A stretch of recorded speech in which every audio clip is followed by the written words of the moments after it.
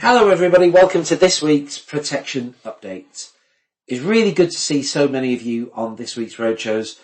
Well, I say Roadshows, they weren't exactly on the road as such because we had to deliver these over Zoom. But in this uncertain world that we've been living through over the past couple of years that you've never stopped hearing people talking about, we obviously went into 2022 with a backup plan for our events.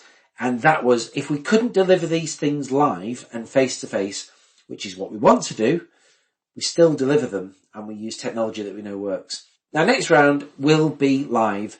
We've got the venues, we've got the dates, and we're going to announce them very, very shortly. But of course, if you're going to join us next week, we've got 2 more roadshows. Please join us if you've not already registered. We've got some really good content and important announcements to make, so do click on the links below and register if you haven't already. Bob and myself will very much look forward to seeing you next week. Now, I don't want to spoil anything, but I'm delivering a session on these roadshows about advice quality. It's actually called Raising the Bar, Reasons to Recommend Protection. And I also hope to let you have a Protection Insight podcast next week, which will get into all of that detail. But for those of you who have attended this week's roadshows, those sales aids that you saw are now available on the advisor site. Obviously, for those of you who are coming on next week, it'll all make sense when you see the session. But if you want to take a sneaky peek, take a look at the advisor site, click on protection, and then choose sales aids and tools. Now, at the moment, we've only got these sales aids specific to these roadshows on the advisor site. So if you want to take a look and you are intrigued, please join me and Bob next week on the virtual roadshows, because I'll show you the context to use these sales aids and how they can really help raise the bar in terms of both protection advice quality, but also the income to your business. I've added a link to this week's protection update, so please do take a look at those sales aids. Now, there does seem to be a theme day for most things these days, but did you know that today, if you're listening to this on the 4th of February, today is World Cancer Day? Thank you, Catherine Roberts, for your post on LinkedIn, because it reminded me to mention it in this week's protection update. I do think there's a danger sometimes that when you hear something often enough, you can get a bit desensitized and jaded by the message. We talk all the time about policies, we talk about critical illness, serious illness, and all those other kind of things. But let's take a moment and remember what it actually means. It means that when something really devastating happens, such as you've been diagnosed with cancer, your world has just been turned upside down, and so is that of your families. Yes, of course, having a protection policy is a good thing because it allows the person suffering the ability to keep focused on the main thing that they really want, which is obviously to recover and get through this without having to worry about finances and money. Cancer, as you know, is the biggest reason why anybody claims on a critical illness policy. It's horrible and it's nasty and it affects so many people in this country. But just think about this for a second. Has someone in your circle of family and friends had cancer? I bet that virtually everybody listening to this podcast today is answering that question as yes. They do know someone, their family or their friends, that have had cancer.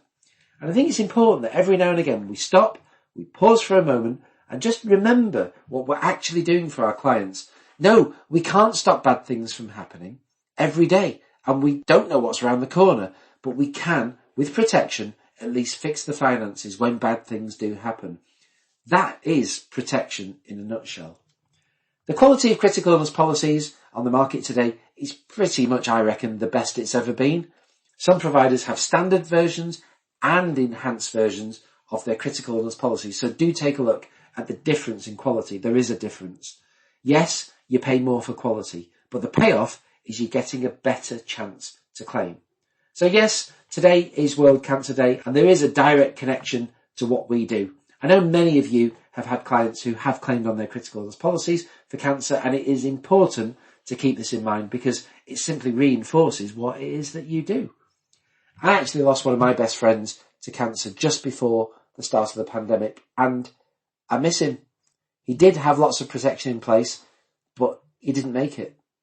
That's life, I guess, but it is good to keep talking to clients and helping them to make the right decisions when it comes to the type of cover that they actually end up taking out. Now, did you know that as a network, we're doing pretty well when it comes to writing protection policies into trust at point of sale?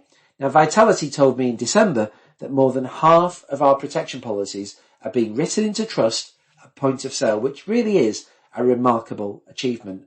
But it also means that half are not.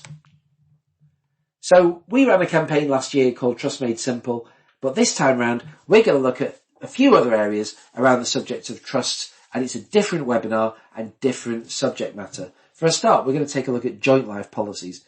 Should they be written into trust, and why should we do this? What about life policies that include critical illness cover? How does the trust process work there? What about when you need to change or amend a trustee on a trust? Again, that's another area we're going to explore. The registration links are now live, so please do register. We're running these webinars in just a couple of weeks' time, but we are only running 2 of these webinars, but they're running on alternative weeks, so pick a date that is most suitable for you, and I'd love you to join me there. So once again, I've added the registration links to this week's protection update. So it's another short and sweet protection update from me this week. As I say, to finish off, don't forget to register for our Trust webinars and also the Roadshows, which do finish next week. All the registration links to everything are in this week's protection update. So have a great weekend, everybody, and I will see you soon.